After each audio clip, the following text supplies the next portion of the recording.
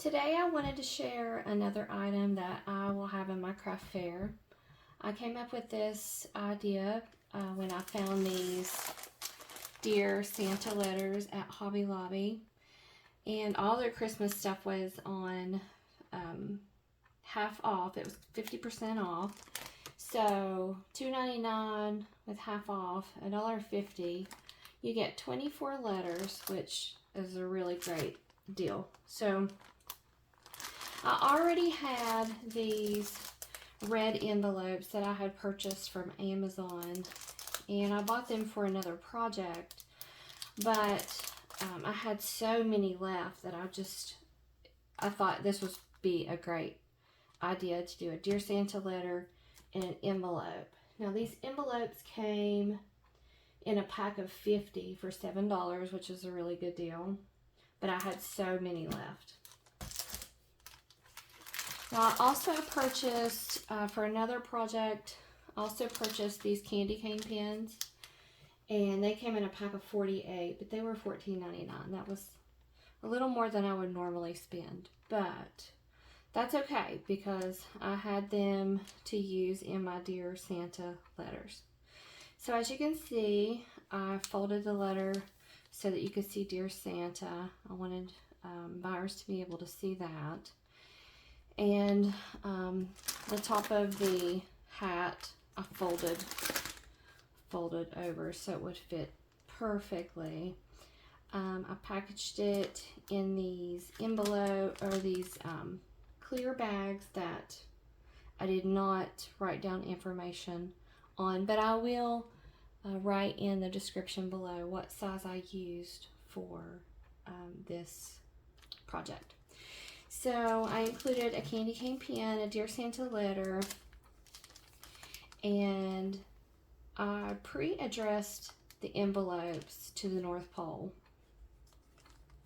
Now here's an interesting thing that I knew nothing about. The USPS service has a what they call Operation Santa, and this is an actual address, 123 Elf Road, North Pole 88888. Now if you put a stamp on this letter from your child and you put a return address and you drop this in the mail, the USPS actually sends this to a location where they post your child's letter on the internet, which I thought was a wonderful idea.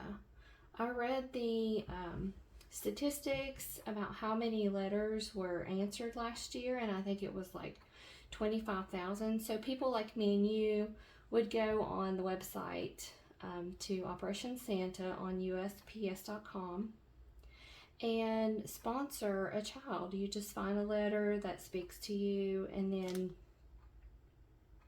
you sponsor a child either by writing back to the child, or you can actually mail them gifts that they ask for in their letter.